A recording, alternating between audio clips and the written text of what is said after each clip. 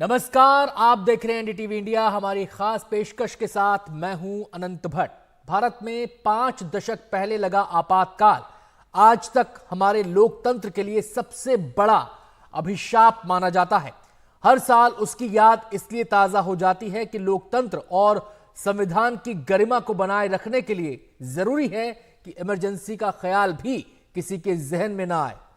तब इमरजेंसी ने लोगों की जिंदगी को कैसे जहन्नुम बना दिया, ये हम आपको दिखाएंगे। लेकिन पहले ये देखिए कैसे इस पर जमकर राजनीति हो रही है।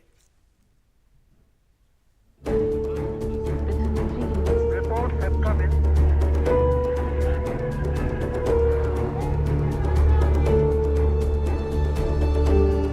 पच्चीस जून 1975।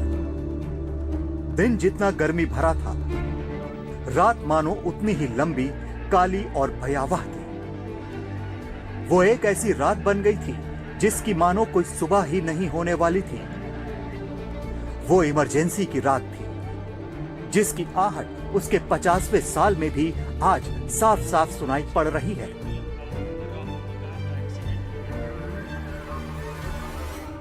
पच्चीस जून न भूलने वाला दिवस है। भारत के लोकतंत्र पे जो काला धब्बा लगा था उसके 50 वर्ष हो रहे हैं। हर बार वही बात बोल के आप कितने दिन ऐसा ही अपनी हुकूमत करना चाहते हैं? इनको चाहिए कि जाएं राजघाट पर और देश से जाकर के माफी मांगे।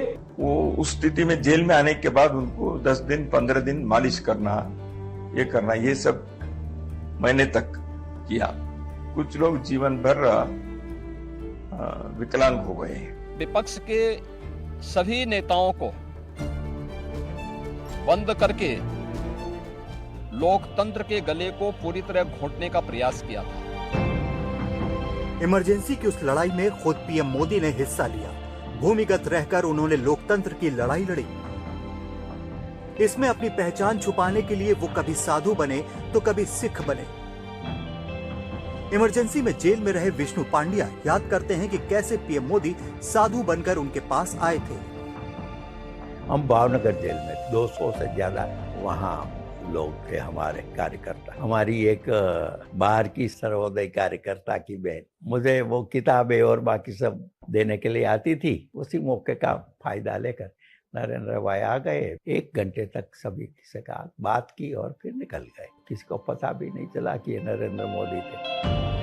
एक तरफ पीएम मोदी भेष बदलकर जेल जाने वालों के परिजनों की मदद कर रहे थे, तो दूसरी तरफ इमरजेंसी के खिलाफ लोकतंत्र को बचाने वाला साहित्य भी पहुंचा रहे थे।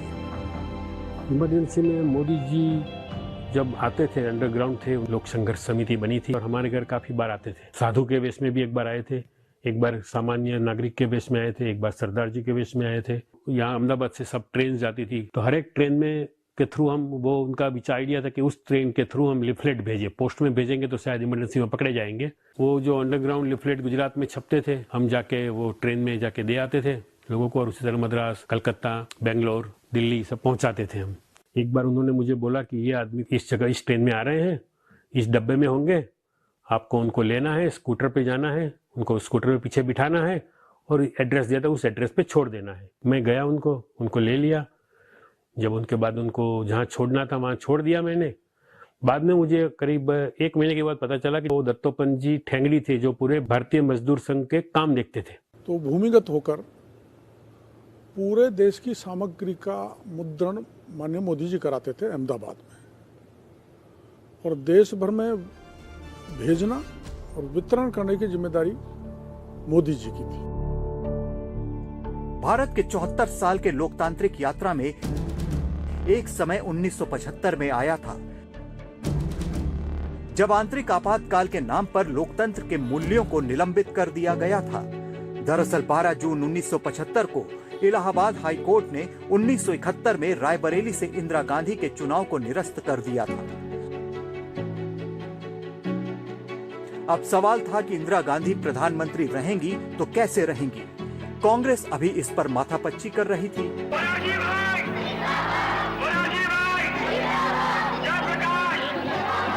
कि 26 जून को जयप्रकाश नारायण ने विपक्षी नेताओं के साथ दिल्ली के रामलीला मैदान में एक विशाल रैली कर दी।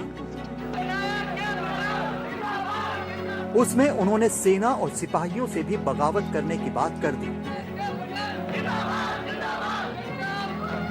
तब 73 साल के जेपी ने हरिवंश राय बच्चन की ये कविता पढ़ी कि तीर पर कैसे रुकूं मैं, आज लहरों का निमंत्रण है। जेपी के उस हुंकार से इंदिरा सरकार हिल गई। अपने करीबी नेताओं को इंदिरा ने घर पर बुलाया, जिनमें पश्चिम बंगाल के मुख्यमंत्री सिद्धार्थ शंकर रे, रक्षा मंत्री बंसीलाल, इंदिरा गांधी के बेटे संजय गांधी और संजय गांधी के करीबी कांग्रेसी नेता विद्याचरण शुक्ल जैसे नेता पहुंचे। उस बैठक में सिद्धार्थ शंकर रे ने ही इंदिरा गांधी को इमरजेंसी लागू करने का आइडिया दिया। इस आइडिया से संजय गांधी भी सहमत थे और बंसीलाल भी, लेकिन इतना खतरनाक फैसला लेने के लिए कैबिनेट की मंजूरी की जरूरत भी नहीं समझी गई। जो कुछ किया गया वो सिर्फ औपचारिकता थी। 26 जून को तड़के कैबिनेट की बैठक बुलाई गई, जिसमें गिने चुने मंत्री ही शामिल हुए थे, लेकिन उन्हें भी ये पता नहीं था कि देश में इमरजेंसी लागू कर दी गई है और उन्हें सिर्फ सूचित करने के लिए बुलाया गया है, क्योंकि उससे पहले ही जयप्रकाश नारायण, पूर्व प्रधानमंत्री मोरारजी देसाई, चरण सिंह, चंद्रशेखर और अटल बिहारी वाजपेयी जैसे नेता गिरफ्तार कर लिए गए थे। 25 जून 1975 रात के अंधेरे में श्रीमती इंदिरा गांधी जी के नेतृत्व में कांग्रेस की सरकार ने कैसे भारत के लोकतंत्र को नष्ट करने का प्रयास किया था। उस समय के सभी विपक्षी दलों के नेताओं को, उसमें से अटल बिहारी वाजपेयी जी, से मोरारजी देसाई जी, से जयप्रकाश नारायण जी, से लाल कृष्ण आडवाणी जी और विपक्ष के सभी नेताओं को बंद करके लोकतंत्र के गले को पूरी तरह घोंटने का प्रयास किया था। उसके बाद करीब 19 महीने तक देश इमरजेंसी के दबाव में घुटता रहा। आज कांग्रेस जिस संविधान का हवाला देकर बीजेपी और मोदी सरकार को घेर रही है, तब वही संविधान खतरे में पड़ गया था। प्रधानमंत्री नरेंद्र मोदी ने उन काले दिनों को याद किया तो जवाब में कांग्रेस ने भी अघोषित इमरजेंसी की बात कर दी। 25 जून न भूलने वाला दिवस है। भारत के लोकतंत्र में जो काला धब्बा लगा था, उसके 50 वर्ष हो रहे हैं। भारत की नई पीढ़ी कभी नहीं भूलेगी कि भारत के संविधान को पूरी तरह नकार दिया गया था। संविधान के लीरे लीरा उड़ा दिए गए थे। देश को जेल खाना बना दिया गया था। लोकतंत्र को पूरी तरह दबोच दिया गया था। बार यही बात बोलेंगे और इमरजेंसी के 50 साल हो रहे बोले तो तुम इमरजेंसी से without declaring emergency you are doing it. इसीलिए हर बार वही बात बोल के आप कितने दिन ऐसा ही अपनी हुकूमत करना चाहते हैं। लेकिन क्या 1975 से 1977 के बीच इमरजेंसी से आज के वक्त की तुलना हो सकती है? ये सवाल एक बेहद गंभीर चर्चा का विषय है। Bureau report, NDTV India. Emergency जितना राजनीति के लिए आसान शब्द लग सकता है, उसको भोगना उतना ही ज्यादा त्रासद रहा। जब 7 दिन के भीतर ही 15,000 से ज्यादा लोगों को सलाखों के पीछे पहुंचा दिया गया, जब दिल्ली को चकमक चकमक दिखाने के लिए सैकड़ों लोगों के आशियानों पर बुलडोजर चला दिया गया हो, जब आबादी पर नियंत्रण के नाम पर 60 लाख लोगों की जबरन नसबंदी कर दी गई हो, तो आप कल्पना कर सकते हैं कि इमरजेंसी कितनी बुरी थी।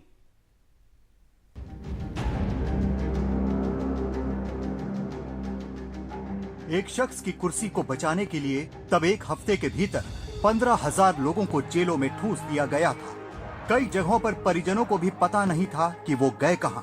इस दौरान दिल्ली को साफ सुथरी बनाने के लिए झुग्गियों में रह रहे लोगों के घरों पर बुलडोजर चलाया गया। तुर्कमान गेट पर रातों रात तमाम घरों को समतल कर दिया गया था, तो वहीं बहुत सारे लोगों को शहर से दूर भेज दिया गया। ये लोकतंत्र के लिए सबसे बड़ी त्रासदी थी। भारत के संसदीय लोकतंत्र का एक काला अध्याय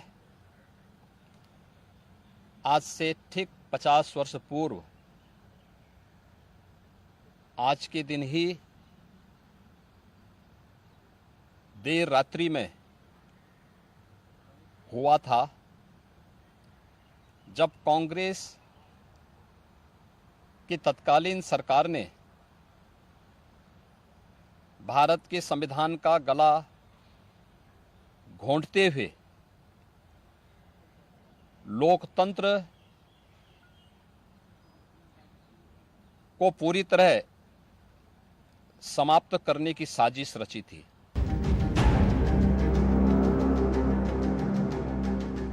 लेकिन इससे भी बड़ी त्रासदी ये थी कि इस दौरान चुन चुन कर लोगों की जबरन नसबंदी कराई गई। कहा जाता है कि उस दौरान करीब 60 लाख लोगों की नसबंदी कर दी गई थी और ये सारे संविधान विरोधी काम संविधान की दुहाई देकर ही किए गए। तब व्यवस्था को बेहतर बनाने के नाम पर संविधान में बदलाव किए गए। आपातकाल के पहले हफ्ते में ही संविधान के अनुच्छेद 14, 21 और 22 को खत्म कर दिया गया, यानी कानून की नजर में सबकी बराबरी, जीवन और संपत्ति की सुरक्षा की गारंटी समाप्त हो गई। उसी तरह गिरफ्तारी के 24 घंटे के अंदर अदालत के सामने पेश करने के अधिकारों पर रोक लगा दी गई। अभिव्यक्ति का अधिकार देने वाला संविधान का अनुच्छेद 19 भी जनवरी 1976 में निलंबित कर दिया गया। इंदिरा गांधी की कुर्सी को बचाने के लिए संविधान में संशोधन करने की कोशिश की गई कि राष्ट्रपति, उपराष्ट्रपति, प्रधानमंत्री और लोकसभा अध्यक्ष पर जीवन भर किसी अपराध को लेकर कोई मुकदमा नहीं चलाया जा सकता। इस संशोधन को राज्यसभा ने पारित भी कर दिया, लेकिन लोकसभा में पेश नहीं हो पाया। 5 दशक में देश कहां से कहां चला गया, लेकिन इमरजेंसी की निर्मम यादें आज भी ताजा हैं। आज जब कांग्रेस के नेता संविधान की दुहाई देते हैं, तो बीजेपी उन्हें कटघरे में खड़ा करने लगती है। जो आक्रमण प्रधानमंत्री जी अमित शाह जी कॉन्स्टिट्यूशन पर, संविधान पे कर रहे हैं, वो हमारे लिए एक्सेप्टेबल नहीं है, वो हम होने नहीं देंगे। इसीलिए हमने कॉन्स्टिट्यूशन ओथ लेते हुए हमने कॉन्स्टिट्यूशन पकड़ा था।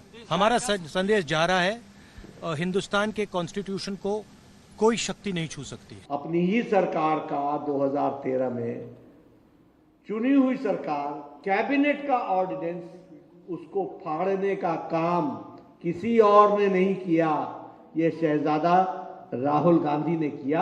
ये प्रजातंत्र की दुहाई देने वाले लोग हैं, अपनी चुनी हुई सरकार।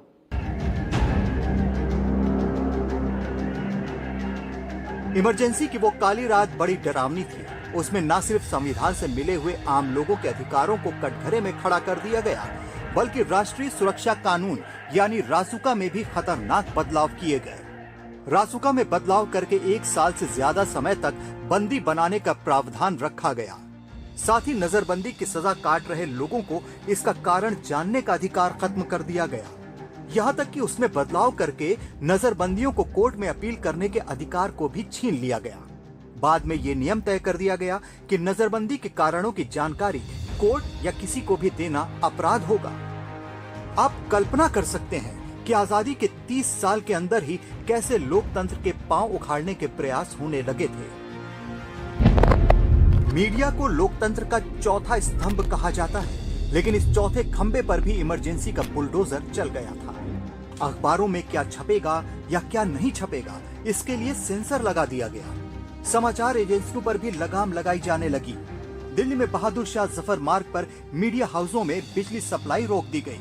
यहाँ तक कि कई अखबारों के संपादकों को जेल की हवा भी खानी पड़ी। उसी तरह आपातकाल के दौरान आई फिल्म किस्सा कुर्सी का को जबरन बर्बाद करने की कोशिश हुई, तो फिल्म आंधी पर पाबंदी लगा दी गई, क्योंकि उस फिल्म की प्रमुख किरदार का हुलिया इंदिरा गांधी से मिलता जुलता था। इसी तरह गायक किशोर कुमार के गीतों को ऑल इंडिया रेडियो पर बजाने की मनाही हो गई। 50 साल पहले जिस तरह से इमरजेंसी लागू किया गया था उसको याद दिला रही है कांग्रेस के द्वारा। उनको मनाने दो, मैंने बोल दिया है। एक दलित मेंबर को भी उनको प्रो टाइम स्पीकर के द्वारा 2 दिन का अपॉर्चुनिटी भी डिनाई किया है। वही दिवस वो मना रहा है। अभी पिछले 10 साल से इस देश में अनडिक्लेयर्ड इमरजेंसी चल रहा है। यहाँ डेमोक्रेसी के ऊपर या मीडिया के ऊपर किसी भी जगह में डेमोक्रेटिकली कोई स्पेस होता ही नहीं है। 25 जून 1975 को इमरजेंसी लागू हुआ था और जितने भी गैर कांग्रेसी नेता थे सबको जेल के अंदर डाल दिया गया था। 19 महीना जेल काटे, कई लोगों का परिवार बर्बाद हो गया और निश्चित रूप से वो लोकतंत्र की हत्या थी, काला दिवस था। और भारतीय जनता पार्टी यादगार में 25 जून को काला दिवस के रूप में मनाती है। दमन की शक्तियों के दुरुपयोग ने मजदूरों और गरीबों का सबसे ज्यादा शोषण किया और ये सब अनुशासन पर्व के नाम पर हुआ। Bureau report, NDTV India.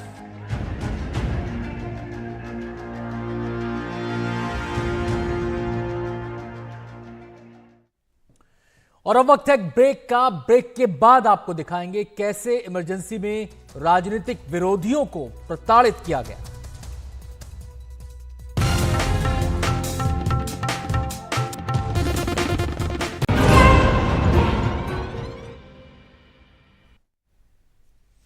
Break के बाद एक बार फिर से आपका स्वागत है। आप देख रहे हैं हमारी खास पेशकश। बात हो रही है इमरजेंसी की। इमरजेंसी लोकतंत्र को खत्म करने की दिशा में उठाया गया एक कदम था। जब इंदिरा गांधी की सरकार ने आपातकाल लगाया तो सिर्फ विपक्षी नेताओं को ही गिरफ्तार नहीं किया गया, बल्कि कांग्रेस में भी जिन नेताओं ने इंदिरा के फैसलों का विरोध किया उनको भी जेल का दरवाजा दिखा दिया गया।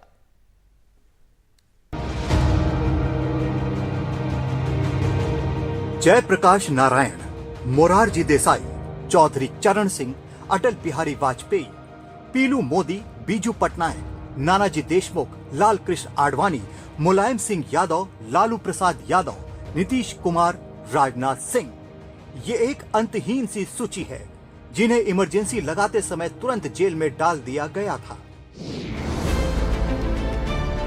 लेकिन लोगों को तब अजीब लगा जब उसी रात चंद्रशेखर और रामधन जैसे नेताओं को भी गिरफ्तार कर लिया गया, जबकि चंद्रशेखर और रामधन दोनों ही कांग्रेस के नेता थे।